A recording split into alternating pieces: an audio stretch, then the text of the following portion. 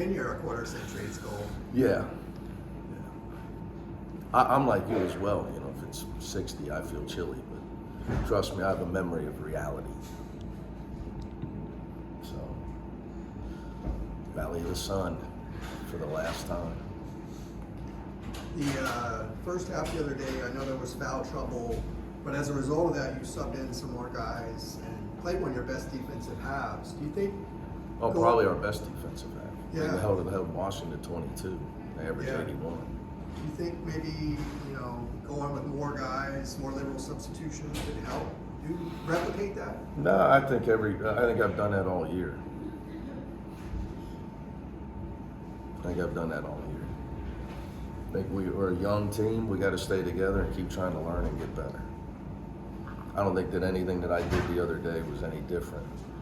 I think that was different the other day is we played a little better defense and we were able to shoot 50% from the field. How real is this final road trip when they beat Arizona? I mean, this is a pivotal time of the season. I'm not sure what you're asking me. I guess I'm asking you, like, this is the last time you're going to be playing those teams, but at this point in the season, Yes, so there's two questions. These games really matter. So every game matters. So I'm not sure, whether, so it's really irrelevant. On the lighter note, last trip to the Valley of the Sun, and next year I'll be freezing on this road trip. So that aside, like I said, young team, it's been a rebuilding situation for us this year. We've lost a lot of close games. It's been devastating for us. We're not happy, but we got to stay together, keep trying to get better. That's the situation we're in, regardless if it's our last trip to Arizona.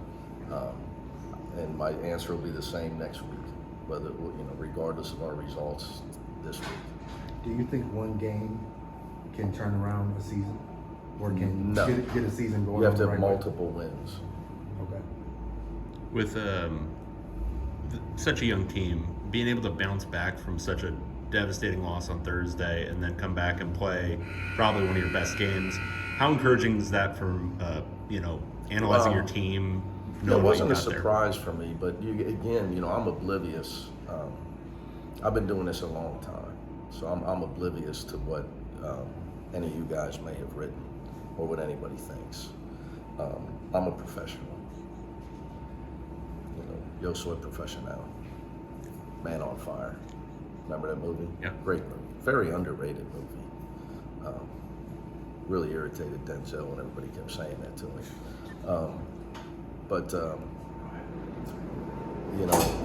So I've seen it all. People want to make more of it than it is sometimes. When the team starts making guarded shots against you over and over and over, like I tell Ben all the time, and you're in there half the time with Tracy, some team, you play 10% of the time, you play better than you are. Maybe 15% of the time, 10%, 15%, you play worse than you are. So when a team has that kind of night against you, I know it, I've seen it. I had a game one at Temple one time when a kid named Dalton Pepper looked like Larry Bird in the second half. I think he had 32 in the second half. Somehow we still won. And other than fouling him on the catch, you couldn't stop him. So you do this long enough, you see. So not a surprise at all.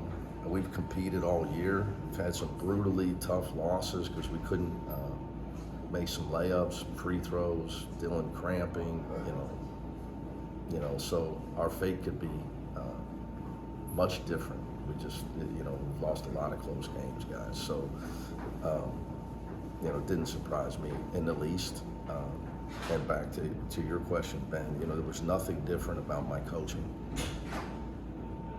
Saturday, nothing. What do you think it's going to take to beat Arizona State? You can't turn the ball over. The names change on the jerseys, but their defensive intensity and their quickness and speed seems to always be the same. So, Coach Hurley every year, by the time Pac-12 play gets them to a point where he wants to get them to, it seems, defensively. And they never give up, which is the characteristic of their head coach and his competitive spirit. And I have great respect for him. And you know, they've won 2 games where they're down 15 with 9 to play, 12 with 5 to play. You know, so they've won 3 Pac-12 games by 2 points, 3 points, 2 points, something like that. So, but the answer is you got to take care of the ball. Young team like ours on the road in this environment, with a team that does a great job of harassing you and making you uncomfortable. So that in this game on Wednesday is by far the most important thing. A little bit easier last few years, even though we've lost once. We've had some wildly close games there.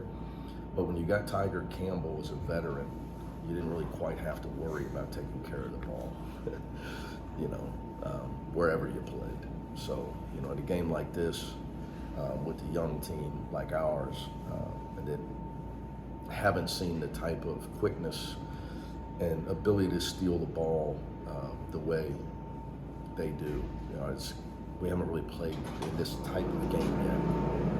With ball security, is that something that you can fully train in practice, or does that just require game reps and seeing what different defenses throw at you? You got to do your job.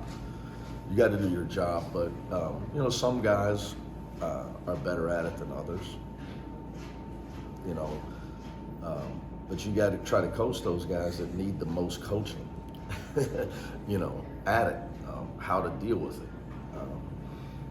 The older you are, the easier it tends to be. You know, Tiger was just a natural at it. So, but he never played too quick, being low to the ground, never sped up. So, but that's our main focus offensively. Do you think you've solved the Dylan cramping issue? I hope so. I haven't solved anything. You know, trust me. If I had those type of medical powers, somebody else would be standing here talking to you. But I hope so. Is there a particular position group that you feel like would be more important than other? Yeah, our guard play. Guards. Taking care of the ball against the pressure. Problem for us is they're all freshmen and sophomores, and none of them have played extensive minutes. You know, in a road game where they're going to face the type of pressure they're going to face in this game. Kind of a similar question about passing, but can you grow a good passer, or does that kind of come innately a little bit to guys with their vision and everything? Yeah, I think guys do get better over time, but some of it's natural. You know, and guys that are just born with vision, born with gifts. You're talking to somebody that recruited LeBron James. I was the only guy that went up there and drove up there until I told Bob Huggins I'm not going back anymore. So I got stuck in a snowstorm one time. You know, so I saw it with him at a very young age, just craziness. Right. You know, his ability to pass the ball as a freshman in high school was just unbelievable. Like, you know, he's just nobody taught him that. Right. Gift. So I think, you know, a lot of it is a natural gift. You know, how feel, you know, some people are just born with that, but you can get better at it, for sure. I think the calmer you get, you tend to see the floor better. You know, so I think experience helps you. Game slows down a touch, and you do see the floor a little bit better. But you know, so that's your job as a coach. But I would say the best passers in basketball, it's a gift, like Jokic. Right. How many deflections did you end up with the other day? 37. Was that We a had season 22. No, wasn't our season high. It was our First first half. half high. Yeah, 22 in the first half. definitely our What first went half. into that? Effort. Pretty simple. Effort, and I think we did what I would tell you guys is stuff that you don't see, man. The guys did a better job with the game plan and how we were going to guard them. You know, which that's how. Again, it's an area an area of improvement. You know, the accountability and everything that goes into a game plan at the college level. You know, when you're coaching, and you get deep in the season, like you got guys, you know, their heads are spinning. You know, they just went out and played a high school game. Like, you know, coach, it was the coach going to do? Take them out there, by far the best player. You know, versus, you know, what they're dealing with now, what's expected of them now. You know, sometimes I look at some more freshmen and I'm worried their head's going to explode. You know, but it's you know, it's what it takes. So I think we did our best job with our game plan, execution of it. You know, learning the importance of it. Dan told us after the last game that he made a concerted effort to call for the ball when it was open. How'd you feel about that? I've been begging him to do it for 2 years. For 2 years, because some guys, like if he played with me, he wouldn't have to call for the ball. You know, I'd be telling him to get ready for the ball, because, well, you know, I could pass. I was just really born into a really bad body, unfortunately. So I had to coach for a living, but I could pass. So, but most guys can't. The hardest pass to make is one towards the basket, because there's usually somebody in the way. Anybody can pass the ball sideways, but throwing it to a big guy, you're going to have to usually deal with the guy guarding you and the guy guarding him. So it's the hardest pass. So yeah, I think you know, we've been begging him to get better at it, and he's going to have to continue in that area. But I think our passing was definitely better as well. Washington didn't double him that much, did they? Did that No. his big game? But again, when you catch it deep and dunk, you have 5 dunks, right? Are you sure about your stat? Yeah, You gave me that stat. I was marking them down. So I had Kenny 5. had one as well. Yeah, it was 6 between. So the that's two. 6 assists for dunks. Yeah. You know, so that goes to, you know, it's hard to double team that. You catch it that close. You know, he's not going to be able to. You catch it off the post. You have to dribble yourself into the paint. Teams are going to double you. They're not going to let that. They're going to let that happen. Do you think that's something that Adem would be able to develop during his time here at UCLA? Catching it off the post. Where he gets the ball and kind of is able to kind of create and score on his own? Well, not if the other team doubles him, which he's been dealing with for a month. It's telling you how you going to do it. You know, if you catch it deep, they can't double you. Right. You catch it off the post, they can come get you whenever they want. You know, they got time to get you. By the time you attack towards the paint, they're going to come get you. I know Will stands out as one, but who are the best kind of post feeders on your team in your estimation? I would say our taller guys, Brandon and Burke.